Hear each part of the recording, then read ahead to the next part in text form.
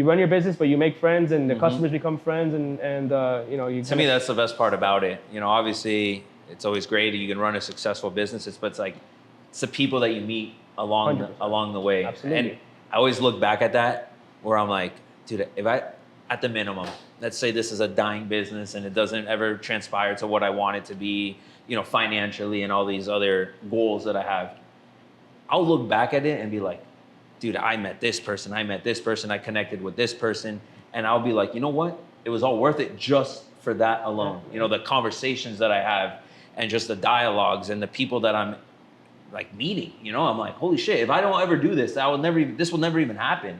So I'm sure you, just like naturally from doing this, have had those type of experiences where they're what you can call like literally once in a lifetime opportunities and experiences. At the very least, go for it, right? Because Yeah. you're gonna meet someone, and that relationship might turn into a whole other business or a whole other opportunity. So your business might not do well, but since you went for it and you tried, you might have met someone or a group of people or anyone that can refer you to someone that's gonna parlay it into something else. You never know.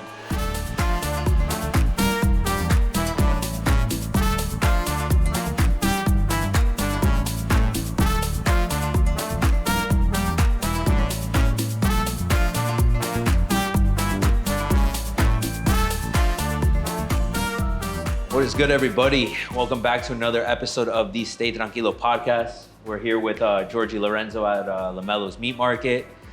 It's a great little spot here, and Jorgie's got an awesome story about the spot and kind of how this came to be. So we're gonna get into a little bit about the business, a little bit about some wine 101. This guy became kind of like the wine expert out here. So he'll be doing a little bit of an education session. And and we'll see where the rest of the conversation takes us. But thanks for having us here, and can you tell a little bit about the spot and about yourself? Man. Yeah, well, first of all, thank you guys for being here. And before I get into that, I want to commend you guys because I've seen how this has grown, right? Like Thanks, I saw you guys start the page years ago, and you started, you know, small, like everything starts, right? And you know, naturally grown. And I think for me, that's the best way to do things. You know, people have different ideas, but for me, when it comes to like business, I like the slow, natural growth, organic growth, because then the support system you have is like organic, right? Like it's people that really want to be there, not, you know, just buzz and all that stuff. So you guys have done a great job, and I'm glad to be part of this. Thank you. All right. I appreciate that. But yeah, man, this is my shop, this is my business. Started it in 2020 with two friends of mine during COVID. And basically, I forgot it was a COVID Yeah, it was thing. during COVID, you know, and we like to grill a lot, and we wanted to find like something different, right? I was buying from online stores, I was just getting creative because there was nothing to do. I was working from home, I was in the Keys every weekend grilling. So we bought a bunch of steaks from different farms and different like restaurant suppliers that were closed because, you know, all the restaurants were closed. So one thing led to another. We sampled, I don't know how many different Wagyu products, and we found one that we liked and said, let's roll with it. So the week before Father's Day, which we didn't even know, honestly. We liked it, and we were like, let's give it away to people that we know, see if they like it, and they'll order. It happened to be that our order got here the week before Father's Day, and we gave away a substantial amount of meat, and then the following week, which was Father's Day, everybody placed an order. So holy shit. The money that we invested, we made back immediately, and then obviously, you know, the reaction we got was great, so we were excited about that, and we just kept rolling it. And then maybe like a month into that, there was 15 cars on a Saturday at 9 a.m. outside my house. We bought these used fridges from this place in Hialeah, like a fridge that's in your garage, like the old white one, right? Like we had those, 3 or 4 of those, and people started, you know, Instagram, and no one was doing anything. No one was eating out at restaurants. Right. People were just like, hey, this is something new. A lot of businesses obviously came out during COVID, so like one of the many. And, you know, we started thinking maybe we should find a retail spot, and we got lucky with this spot. It was like a T-Mobile that went out of business or like moved. Yeah, I remember. And we negotiated a really cheap rate because it was COVID and everything was closed, and we got lucky, man. We're right on US 1, and we're in the center of Miami and South Miami and Pinecrest, and a lot of influence here. So it's panned out pretty well over the last 4 years. I completely forgot that it was a COVID, you know, origin essentially. Right. And when you think about it, it makes total sense. Like no one was going to restaurants, like you said. People were looking to things to do at the house to like stay busy, right? Like you said, you were working from home, and then you didn't leave your house. So it's like, what did you do? And on Tuesdays, I would be in the pool, like if it was a Saturday, because I just needed to kill time. I couldn't go to the gym. I couldn't go play golf. I couldn't go hang with anyone. I couldn't go to meetings. Like there was legit nothing to do. Yeah. So what did you do? You barbecued, you know, People obviously drank wine, like people did those type of things. So it's crazy because at that point it became almost a necessary demand that you didn't even know. And then on top of it, you didn't realize how much of a market there was even going to be, I'm assuming, for this type of stuff, right? Like you would think people go to Publix, they buy their meat and they call it a day, or wherever they do their grocery shopping. But there was something about like this type of experience, I guess, like with the meat, right? Like people get excited about it. Is that what you would say? People get excited about it. I mean, listen, not to knock Publix. Like some people buy meat at Publix, there's nothing wrong with that. Right. But I think for sure that, and even people that do shop at Publix for their meat will say that there's a significant drop off since like maybe 2019 before COVID has struck, because they sell a lot of commodity beef, like Choice and Prime and things like that. So nothing specialty, which there's nothing wrong with that. But when you're having a hard time sourcing from your main supply, because they're dealing with COVID issues, you have to continue selling. So you start, poaching from different places, and that's where like a quality issue comes into effect. So a lot of people, you'd be surprised, man. We sell a very specialty product. It's a niche product, super high quality. The standard is really high. I've done a pretty good job of keeping the standard high.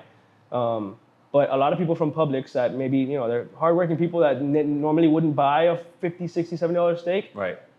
Work that into their budget now because, they want organic beef and good beef, and they were buying a lot of stuff beforehand. So maybe they weren't spending as much on per steak, but they were still spending that budget. So they come here now, and it's funny because I talk to, there's a large array of clients. Like you have your super high-end clients, and you have, like I said, the working class people that normally would buy at Publix, but they're like, hey, we're sick of this because the quality continues to just be, everywhere. So they come here and it's awesome. And I like to make friends with all my customers. I'm very personable.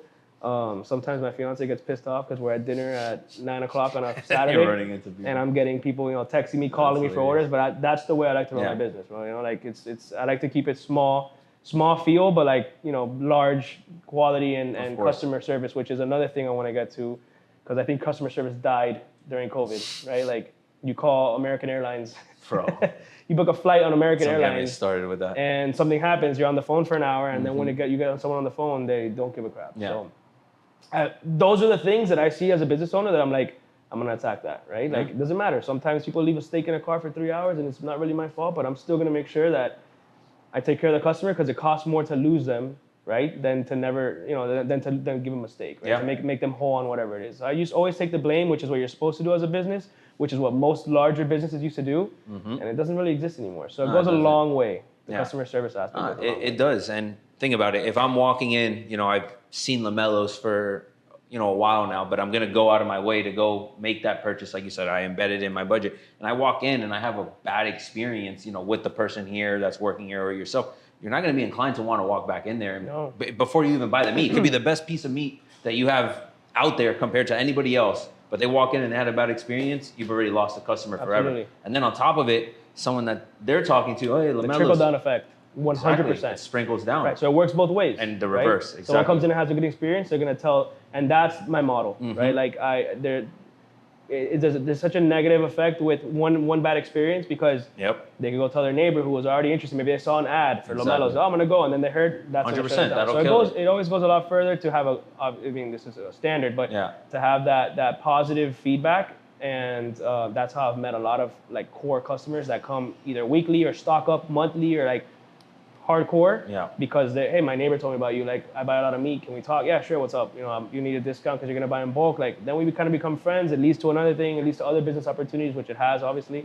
So it's fun, man. Yeah, part of business, right? Like cool. you run your business, but you make friends, and the customers become friends, and you. To me, that's the best part about it. Obviously, it's always great. You can run a successful business. But it's like, it's the people that you meet along the way. Absolutely. And I always look back at that where I'm like, dude, if I, at the minimum, let's say this is a dying business and it doesn't ever transpire to what I want it to be, financially and all these other goals that I have, I'll look back at it and be like, dude, I met this person, I connected with this person, and I'll be like, you know what? It was all worth it just for that alone. The conversations that I have and just the dialogues and the people that I'm like meeting, I'm like, holy shit, if I don't ever do this, this will never even happen.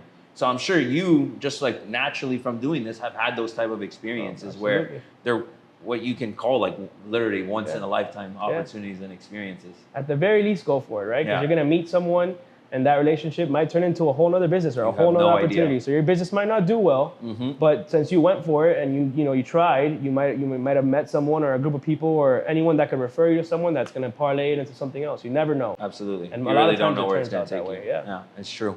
All right, so let's get into a little bit about the products. All right, what's, I guess, your top 2-3 signature products that you would say are like a must get when you come to Lomelos? I mean, I think the skirt steak's what's the most popular item here. Like that's what in the beginning is what people were like, we need the skirt steak when we couldn't even keep it in stock. So now things have changed. I direct with this farm. I've been working with them for 4 years, so I have a lot of inventory. So the skirt steak for sure is like if you walk in, you've never been here before, try the skirt steak, right? The second time you come back, you should probably try a ribeye, which is my favorite cut. That's my favorite. Most men, right, will come in looking for a ribeye. And then, oddly enough, the fillets. They're very different, but the fillet, any given week, those are my 3 favorite cuts, and I usually lean fillet because the fillet is a soft cut, right? It's so tender, but normally it lacks flavor, which is why you have to, introduce butter and garlic and shallots and all that stuff. Wagyu fillets have so much flavor. These Australian Wagyu fillets have so much flavor. So you have 2 options. One of them is like a mid-grade, and I have, snipper fridges that'll tell you, mid-grade, which we start at 6.7 marble score, which is moderate marbling, right? A little more than what prime would look like on a steak, and that's going to give you like a beefier profile with the unique Wagyu characteristics. Most people I tell when they come for the first time, start here. Some people are Wagyu connoisseurs from reading, and they're like, we only want this stuff. So then you get to the 8.9, that's going to have a lot more marble content, and it's going to be a lot butterier, right? It's maybe a little more tender. They're both very tender, but this has a little bit more, so. It'll be a little softer, but the flavor profile changes. And it's just all preference, right? So I like to ask people when they come in, or my staff, what do you normally eat? When they're confused, what do you normally eat at a steakhouse? Oh, I always order a strip. Well, that just told me that naturally you're a strip person, so let's try you on a strip. Whereas some people come in here knowing they've done research and they've been on our website and they come in here knowing exactly what they want. But the fun part is people coming in and thinking that they want something or like something, and then trying something different that we recommend and being like, this is the best thing I ever had. I would have never tried this. So definitely try to cater to everyone, man. We have, we specialize in the Wagyu. We have Japanese Wagyu. We sell this to some restaurants as well. But I have prime now, like a high grade prime. And prime is tricky to sell because if someone comes in here and sees we have prime, our prices might be a little higher on prime because when you compare it to like Whole Foods that sells prime, right? They're a bigger company. But it's the best way to explain prime is like wine. So someone will come in here and I tell us all the time, my staff, you can grow wine in Miami, Florida, and you can grow wine in Napa, right? And you're always going to naturally yield better results in Napa because of the climate, the intangibles. Same for prime. If you're growing cows in Florida that are drinking more water because it's hot, that meat's gonna yield differently than a cow that's in Nebraska, for example, where we bring in a lot of our prime. That's in a climate, where historically cows thrive better than any other climate. So, I mean, the feed has a lot to do with it. Everything we sell is organic. The feeds, they're all grass-fed, and if they do eat grain to finish, the grain is what gets the marble up. Then the grain's gonna be a fully organic vegetarian grain, right? So none of the additive stuff. They don't take any shots. Prime and Wagyu. So at least people come in here, knowing very well that they're safe with whatever they're taking is not gonna have any hormones or additives. So that's really what we try to sell, like the highest quality stuff. And we try to they try to have a disparity between picks, prices with different steaks. So if you want something that's a little cheaper on the Wagyu side, we're gonna have that for you. And if you want something that's crazy, we're gonna have that for you. And if you want prime in the middle, we have that for you. And if you want something special, we'll custom cut it for you. We'll bring it in. So we do we're pretty much a full meat concierge, right? Like we don't market that much, but as people start to come in here, we're not the traditional butcher shop where we have a bunch of cows hanging in the back and we're cutting, however you want it. We're gonna, we have a cold storage where we keep some stuff and we import stuff. And then if you tell me, hey Jorgie, I want strips cut 4 inches thick, I'm gonna bring that raw material, I'm gonna cut it for you, and at our USA facility, and we're gonna bring it in for you next day. Sometimes even same day, depending on the time. So yeah.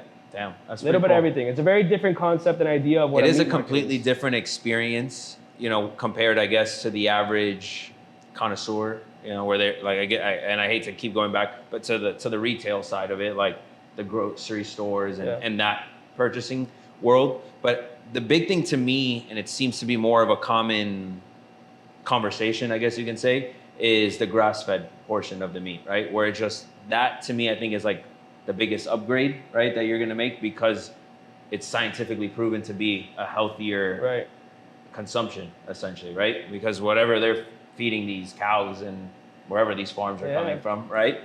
It's like the amount of transparency that's kind of needed nowadays to know, like, okay, I'm buying something that is of the purest form, I guess you can say. And to me, that's worth it's an investment. It's an investment on your health. It's an investment on you, right? And you look at how people kind of like spend their money on groceries.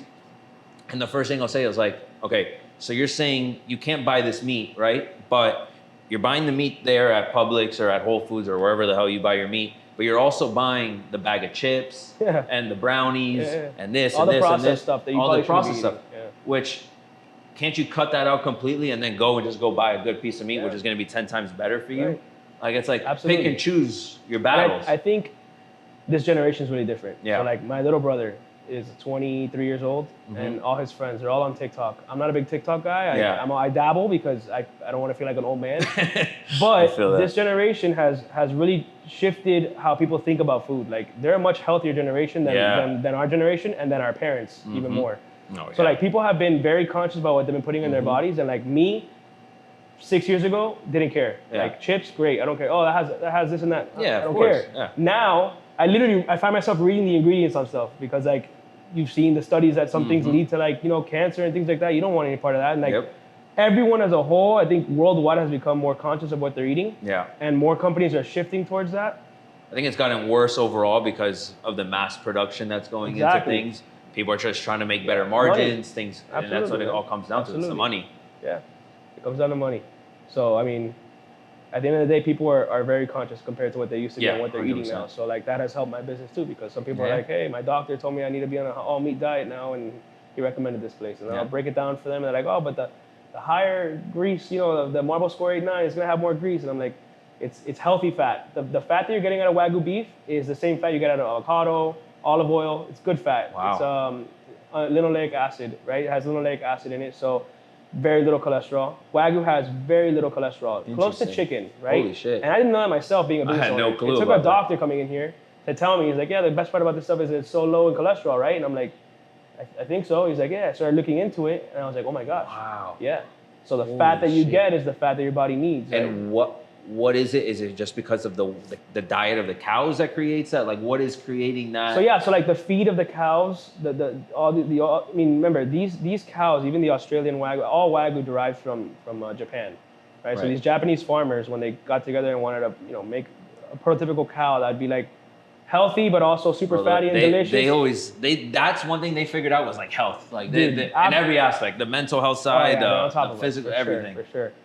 The funniest thing I read was like, for example, this one farmer had A5 cattle and Wagyu obviously, and he was on an olive farm because in Japan they're known for their olive trees, and he was like, how can I get the cows to eat the olives because I know that the contents in the olive are so healthy. So he takes all the olives that have fallen off the tree, picks some olives and puts them out there in the feed. They wouldn't eat them. They're pissed off. He takes the olives and throws them on the shoreline.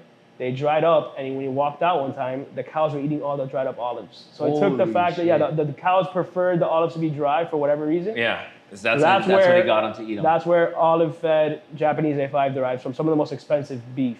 Right? Holy shit, that's crazy. It's like a linear effect. I mean, it trickles down, and I think we do some domestic product, like domestic Wagyu is good, but I think domestic Wagyu is a little behind where the Australians are. The Australians have us beat a little bit there because you know, they were ahead of us by a couple years, but then they integrated what the Japanese were doing better than what we've done.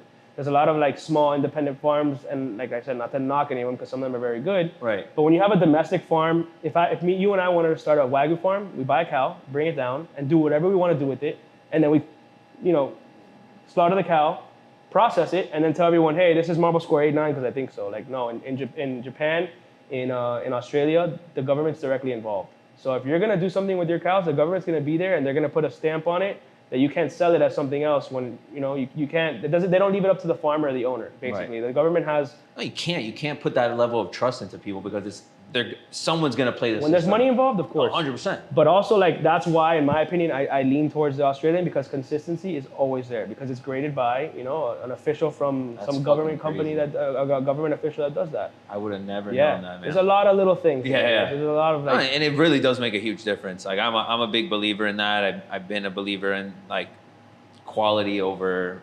It doesn't necessarily mean quantity, but it is quantity because you're mass producing things. Like it shouldn't have to suffer, you know. And there's countries, like you said, that have these systems in place that can make it work, and you make it accessible for a larger group of people. Absolutely. Whereas here we're just like go, and it's all about the money, and then it comes at the cost of people's health, and that's a whole other situation. Conversation for another day, bro. But let's get into some wine 101. So do it, man. I know you were telling me before we were recording that like wine kind of happened by accident, right? Yeah. It wasn't like a day one thing here, well, right? no. It wasn't a plan. I grew up, my dad always had wine. He had a wine cellar. He wasn't a huge wino. And it always intrigued me. Like as a kid growing up, as a teenager, you see wine and you're like, you know, somebody, like it's a money thing, and you're rich if you drink wine. And I think the coolest part about wine from when I was maybe 13, 14, 15 years old, seeing that and thinking that, to now, is that it couldn't be further from the truth, right? I think anytime I talk to somebody that doesn't know about wine, the first thing I like to do is get it out of the way. Like, this is not a pretentious thing. Like, wine can be very pretentious, but I think the fun in wine is taking the pretentiousness out of it, because there are people who just want to get into it, right? They don't know anything, and there are people that know a lot about it. So just, you know, being in the middle and kind of playing both sides is the best way to go about it. But once I was a novice. Like I think what got me into wine full go was COVID. So like when I turned 21, not during COVID, when I turned 21, I was like, I was to be on Instagram, and Dwayne Wade came out with the wine when he was in Miami. It's crazy that you're saying this. My idol, right? Growing up, watching Dwayne Wade win a championship in 2006, and then with LeBron. So Dwayne Wade releases a wine, you're buying it, right? So I go and I buy it with Marcus Davidi, actually. Funny story. We got the wine together. We had no idea what we were doing. We buy the wine, we drink it. It's the best stuff in the world. We had no idea. Yeah, exactly. Right? It just had weight, so all of a sudden you're thinking, so then like little by little, like I would like research wine. I'd be like, man, what other bottle? This one was $25. What does a $51 bottle taste like? And then I find a $50 bottle. I go to Total Wine, and I was like their biggest freaking fiend there, not knowing anything. Again, little by little, I meet some guys. My front door neighbor knows a lot about wine, so like I would always pick older people's brain that knew more about wine than I did. And then I kind of realized like you kind of have to establish yourself on a palate. Like some people like sweeter wine, some people like drier wine, some people like, you know, higher acidity, lower acidity, which are like terms that wine nerds get into. But like basically trying to find, do you like Wagyu Prime or Choice in terms of wine, right? Yeah. So over the years during COVID, I had nothing to do. I was grilling every weekend. I was like, you know what? I'm gonna start trying to learn more about wine so I could pair it with my steaks. So little by little, just, you know, a little extra money left here when I wasn't going out and stuff like that, I'd buy more wine. And that's how I started to like learn, okay, I like this, I don't like this. Right. I like this, I don't like this. And then I'm reading that good wine doesn't have to be expensive. So I'm buying expensive wine and I'm buying cheap wine. Okay, the expensive wine was much better. Then I find a cheap wine that was better than the expensive one. Yeah. And little by little, start talking to people and trying is how I started to get into it. So then I think it really became a passion. The older I got, I had a bigger budget for it. And we went to Napa in 2021, me and some of the guys, and it was a boys trip, and that was where it took off, because we got there and we started to actually sit with these people from the vineyards and learn and tell us the story of, you know, how the vineyard derived in the winery, but then how they do things. So everyone has a different practice and a different mentality. Yeah. And it stuck with me because one guy at a winery once said, he's like, if you ever want to, you know, learn about wine, like see wine through like an expert's eyes, you want to taste the wine and kind of figure out the story that the winemaker was trying to tell. And the second he said that, I thought about it, and I was like, you're telling me that every single time somebody makes a wine, they're trying to, you know, the best way to describe it is let's say 2020 was a dry year. That could be challenging for some winemakers, because if you're on the floor of Napa Valley, it's naturally going to be different than if you're on a hill, or if you're at the top of the mountain, it's hotter. So every winemaker's got to work with what they got, and if there's fires, you got to deal with that. And the smoke actually gets, can get into the grape and ruin the grape. So I was like, man, I got to learn about how these guys work with their wine, and like the winemaker themselves, what they're trying to accomplish and how they do things. And a wormhole that, you know, just continually gets deeper. But basically what I've done is establish myself, like, I know what I like about wine, and it's become fun. I post wine all the time. It's one of the only reasons I use my Instagram still, it's just to post wine, because it starts a lot of conversation. It is a good conversation starter. I've met a lot of very cool people as a recent, like wine influencers, I guess, are a thing. I don't consider myself one, but there's some guys As that an influencer for everything. that literally dedicate their lives to wine, Yeah. hundreds of thousands of followers, and then we follow each other on Instagram, and we start talking, and he'll post a bottle, try this and try this. So Dope. my thing lately, it's been an evolving thing through wine since COVID, let's call it 2020, was that I got to a phase where I started wanting to try stuff, kind of found what I liked, and then went all in and was just, expensive wine was like the coolest thing to me. Yeah. And then that starts. Because when you go down that path of, like you said, your budget increases, you're like, I'm gonna go buy the $50 bottle of wine or the $60. Try it, and I mean, for the most part, you're gonna taste a significant difference. Yeah. And then it's kind of hard to go back. It's hard to go back. To go to that $15. You can maybe get away with a couple of $20 bottle of wines that are out there, but absolutely. But those $20 bottles are gonna get very popular, and then they're gonna go up. It happens all the time. It's happened a lot with a lot of wines. But I think I got into the very expensive wine, like very expensive, and I was like, man, this is not sustainable. Yeah. Like, I want to go open a bottle on a Saturday, right, with like random people, and I'm like looking for a bottle to find. I'm like, okay, I don't want to buy the cheap wine because everyone, no one likes it, and it's become too mainstream. Yeah. And I'm not about to open my expensive bottle. So as of like late last year, I was like, I'm gonna dive into and learn as much as I can about different territories that different countries, right? Because there's value there. And America's so different. That's what I've started to realize. I'm like, if I can just figure out the regions that are making the good stuff, then it just opens up Pandora's box of like what's out there, 100%. And then I can you kind of narrow out your gap, and you're like, at least I know from Mendoza, Argentina, like they got good wine there, right. and then you start trying shit from there. I think if you say Caymus, for example, because at one point Caymus was really, really good wine, right? And things change because you want to make money. And it's not their fault. I can't blame them, right? But they got a business to run. But they kind of went away from making good wine and appealing to the masses. So not to say Caymus is bad, I'll drink Caymus, but I think what you want to do is find the Caymus of, in France. And there's several territories in France, like Beaujolais, and you got obviously Burgundy and Bordeaux, but there's diamonds in the rough in all those areas that are not super marketed. Right? Because America, we're all marketing. It's a powerhouse. You put money behind it, it's all push branding. It's not like that in Italy, in France, in Germany, there's good wine. In South Africa, it's super underrated when it comes to wine. So this year I've taken it on, like, to literally all I've been buying is I've been going to trade shows and like different tastings and like that to try and find good value wines that I know can drink up to the same par as, expensive wines that you're not paying that much for. Right. Which eventually might even explode and become what exactly. It might become that next big bottle. Right. So, and you open up too. Like, you want to start drinking red wine, you start drinking Pinot, but like, there's some really good white wines, man. Right? And there's a misconception that if you drink rosé, it's for girls. Yeah. And there's really good rosé out there that'll blow your mind. Really? Right? So rosé. Rosé is one of those I haven't gotten into, but I'm a big white wine guy. More of like a daytime thing for me. Of course. No, you're not gonna drink rosé at night with a steak. Yeah. There's a time and place. But rosé is good, simply put. So like you like white wine. At one point, you probably only like red. If you try a nice rosé and you kind of like when you drink it, try to understand what you're drinking, right? Like you smell it and you try to taste the notes. That's such a mind-blowing quote to me. Then you're like, man, that was cool. And you stay thinking about it for like another day or two, and you're like, I want to try another rosé. And then you try a different rosé that's even different than that one because it's grown in a separate place. It might be close to the shoreline, and you might read the notes. I still read. I have to learn a lot, but like it's cool. Yeah. If you drink a rosé that's grown by the shoreline, and you smell it and you taste it, like, oh, and then you read the notes, the winemaker's notes.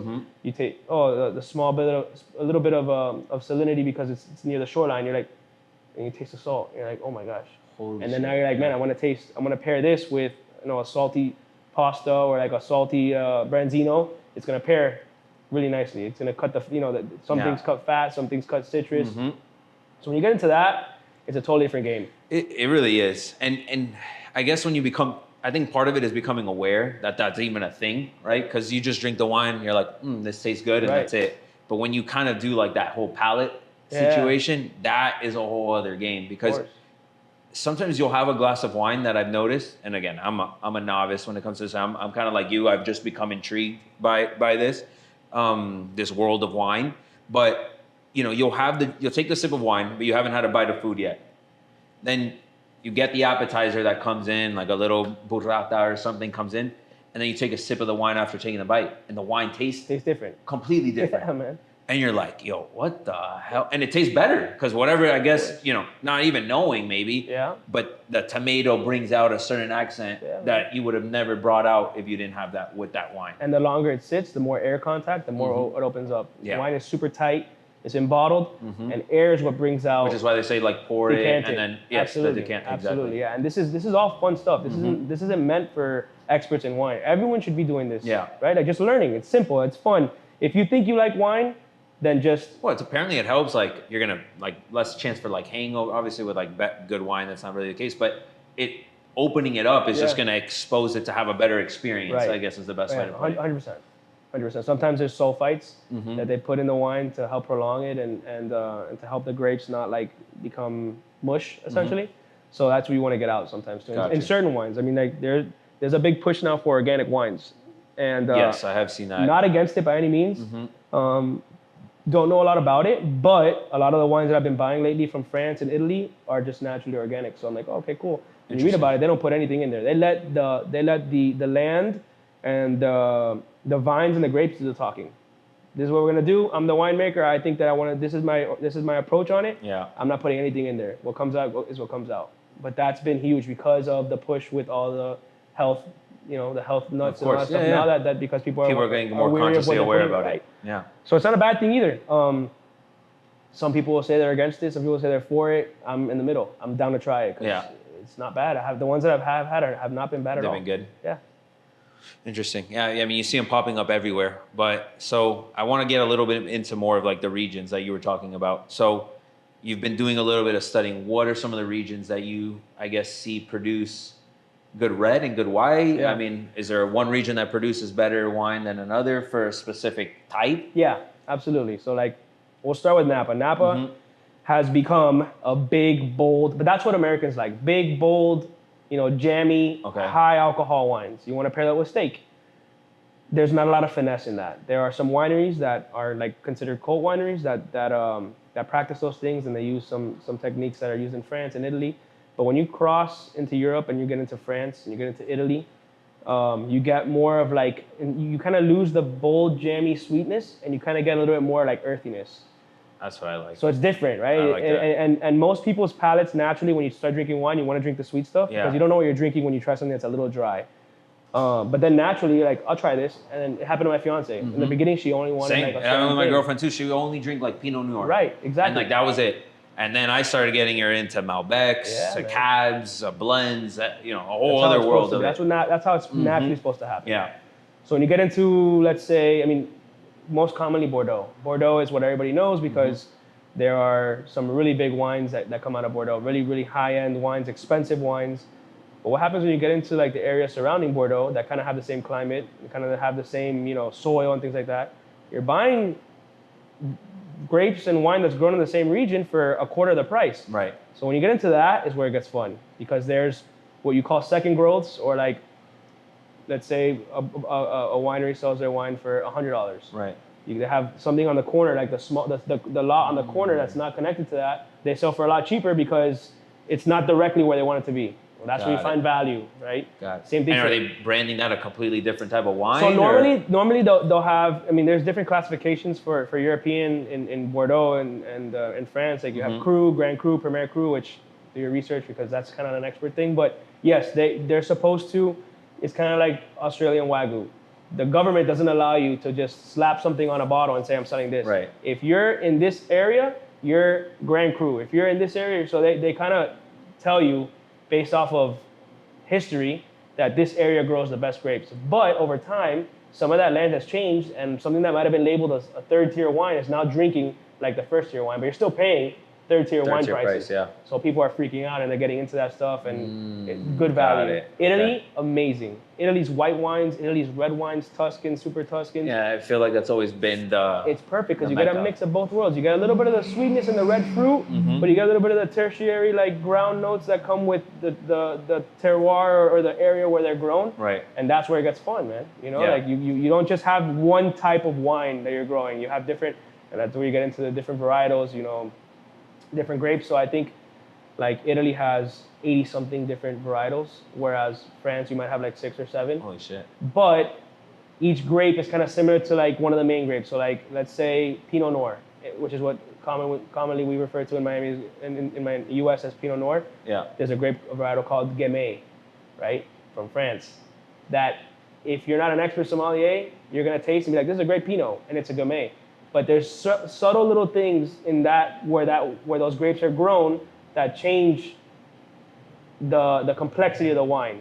So a Gamay might taste like a Pinot to you and I, but it's a completely different. It's a completely different wine that pairs completely differently with something else, right? It's Damn. a lighter wine, still the same light body characteristic, Mm-hmm. but like subtle little things. It might be a little smokier. It might have a little more acidity. Like, it's never ending, right? So that when you get into that is where you start to find your value, because got it. Especially in Europe, man, like in Italy, in a no-name little town, they make great wine. Their climate mimics where some of the best wine is made in Napa, and exactly. And it's family owned, and they don't market much, and they make it for themselves. Exactly. And then people have gotten their hands on it, and they're like, oh, this was $15, $25. To me, that's the best. Like, you're getting it directly from the source. Yeah. Like you said, it's not like it's not necessarily a monopoly. It might be a family-owned business. Right. They're producing it for like the locals and things like that, and yet you're getting some of the highest quality stuff you can probably get, which is sick. It gets very fun. It gets very fun, and you can nonstop learn. That I'm dying to do is like go out there to Europe and do like Portugal, Italy. Portugal, I hear, is great too for wine.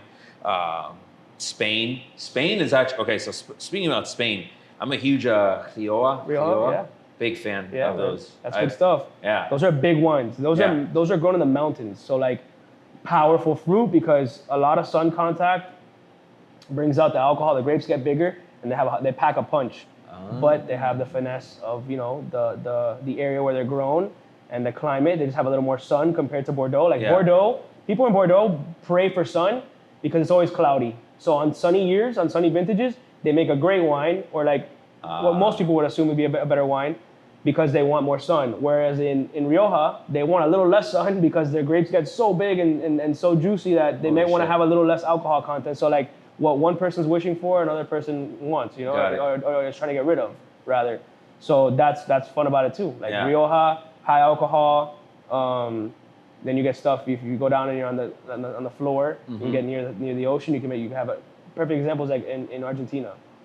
A lot of their white wines are grown. Argentina makes good wine too. Within a mile or two, those vines are stretching out underground, and they're so close to the shoreline that you're getting that saltiness from the water. It's crazy. That is actually insane. It's super cool. That is insane. So when you're drinking all these different wines, and you start to like learn a little bit more, some people drink just for the fun, man. There's nothing wrong with that. I want this wine because I like it. It's sweet and it's perfect. But some people don't want to pair, and that's why I try to say it could be fun and it can be pretentious. It doesn't have to be either or. Yeah. That's why you make it, like anything. Absolutely.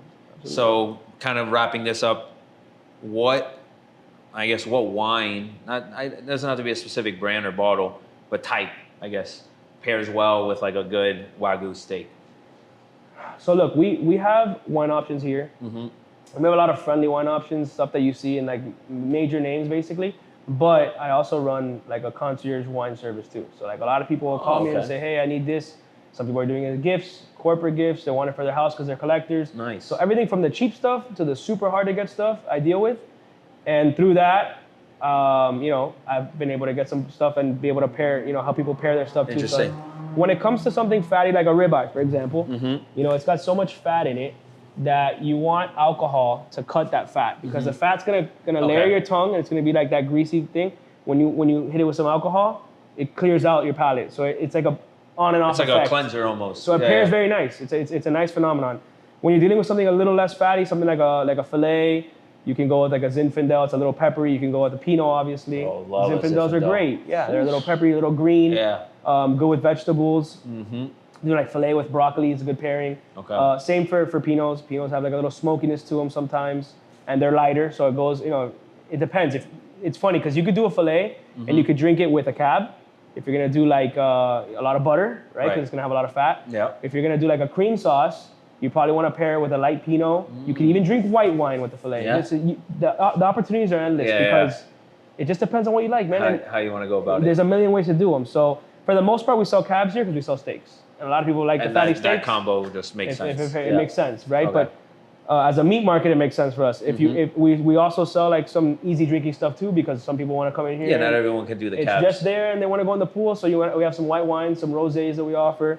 And like I said, the concierge thing. So if anybody wants a case of something or like something that they can't get, we try to get in there and make it fair. It's a fun thing for me. So through my connections, I'm able to source, and it's fun for me. It's almost a game. I don't even care about the money. Exactly. It's almost like, you want this, I'm gonna make it happen type of thing. You know. So you're kind of like brokering the deals of like an NFL team. You're like, what do you need? You guys need running backs? I got leave a couple guys. Leave an extra bottle for me. I want that one too. Yeah, exactly. Yeah. That's sick. Nah, man, the wine stuff to me is like, it's become almost like a hobby like that as well. It's only gonna get worse. You're only gonna try. I'm already going down that path, and even when I go to dinner, like I'm always asking the waiter questions because I enjoy learning about it. It's actually funny when you're at a restaurant. They always say that people open a wine list. Mm-hmm. And they don't want to be cheap, so they won't order the cheapest wine. It's always the middle one. Right? But guess what? Yeah. By law, they're going to price that wine higher than any other. So there's going to be more margin on that wine than any other wine because they know that people don't want to look stingy and buy the cheapest wine. Yeah. But they're going to go like a step or two up. Mm-hmm. So those wines that are right there in like the middle tier are always going to have the most margin. You're going to pay more for them than any other wine. That makes sense. They understand the consumer behavior and they're going to take advantage 100%. of where... So it's not about the price at the end of the day. Mm-hmm. Maybe just educate yourself a little bit and say, okay, I'm having a filet tonight. It's going to come with this cream sauce. Okay, the Pinot that's like the third most expensive or the third cheapest is probably going to be good. Not on the base list where they want to push all their stuff. Exactly. Be there, you know? So there's an app that me and my girlfriend use called Vivino. It's awesome. That's where my like interest of learning about it, because when you open that up, it tells you everything: the acidity, the sweetness, dryness, dryness, sweetness, body, exactly. Gives you all that, and then it's telling you where it's from. Yep. You know, this is where it's classified in terms of other wines in this category, and then it gives its overall kind of like. It tells you the average price. And then exactly. Obviously, at a restaurant, you're gonna pay more for a wine. That's natural. It's gonna happen, but at least you know. You know how much like. You want to be in a price range, right? Mm-hmm. Like if you see it 8 times higher, you know something off there. Yeah. But Vivino's super helpful, man. Yeah. Vivino's it's great. But it's obviously a little bit tougher when you're at a restaurant where you're manually typing in, but it has that feature where you literally just scan the the label of the bottle and it populates everything. I've been using it since I got into wine. Yeah. I use it often. Yeah, so it's for everyone. That's what piqued my interest. It's for everyone. Mm-hmm. Vino's great. You can even buy wine off of it. Yeah. So then do that, and when you get real into wine, there's an app called Cellar Tracker. Okay. And you can type in any bottle you want, and before you buy the bottle, you're gonna read live updates. So someone like me drinks this bottle yesterday, and I go in and say, May 20th, 2024. I had this bottle decanted for an hour. It was showing tight, whatever. Paired well at the end. Let this bottle breathe for 3 hours, optimal. So you're gonna see what people are telling you. This bottle's too tight, needs 2 years, right? Or let this bottle breathe for much longer. Or you can pop and pour this bottle immediately. Great app, Cellar Tracker. You type in the name of the wine. You can also like keep inventory of your cellar, which was the main reason it was started. But now that feature is really good. So I go in there and I just type in the bottle that I want to buy or I want to try and see, how get everyone's how are the notes feedback on from it. it. Exactly. And you're getting it from a live, true experience. Yeah, it tells you the date that they submitted their review. That's dope. And it's been a lot of times where I'm like, man, 3 people just said this wine's out of its drinking window, so I'm not gonna get it. And some people are like, this wine is exceptionally good right now for its age. Buy now, perfect. I'm buying it now. You know, that's super helpful. That's cool. Yeah, that's cool. You know, I didn't even think about that. Yeah, it's true. Yeah, because the windows of some of these wines might be premature or too late. Yeah. So you want to find that right window. Exactly. Dope. All right. Well, what before we kind of wrap up, anything new that's coming to Lomelos or anything different? I'm working on expanding right now. Okay. And there's more to come from that. And we're always bringing in new cuts, man. We're really big into the dry age stuff now. Nice. Dry age Wagyu doesn't exist anywhere, so I'm trying to get into that. Okay. And just different exotic, cool cuts, fun things, expensive things, cheap things. I'm always trying to keep it fresh. So I'm always updating it, and we post it on the Instagram and on the website. And Father's Day is coming up. It's a huge holiday for us. Yeah. So we'll have plenty of stock and new wines and different specials, and I'll come up with some cool things for packages for dad for a gift. We've done well with that in the past. Yeah, that's the barbecue holiday of the year. That's what your dad Super wants. Bowl, I guess. That's what your dad wants for Father's Day. He wants steaks. Exactly. Get him some steaks and some wine. Exactly. All right, dope. Well, appreciate it, bro. It was fun. Brother. I could talk about wine for like another hour, honestly. All day. I think we could do a whole ass episode on that. Next time we'll drink the wine. Yeah, I'm down. But right off US 1, right off the Palmetto. What is it? What's the address? 9810 South Dixie Highway. 9810 South Dixie Highway. So can't miss it. It's in a great spot. Like you said, Father's Day is coming up, so make sure you get pop some good Wagyu and some wine. And tell me that. Mention the boys sent you, and you're gonna discount. Yeah, exactly. Take care of Sounds take care good. of your Appreciate followers. it. Cool. Well, thanks, bro. I appreciate it. It was Absolutely, fun. We'll do it again soon. Absolutely. Well, do you want to drink wine next time? Yeah, 100%.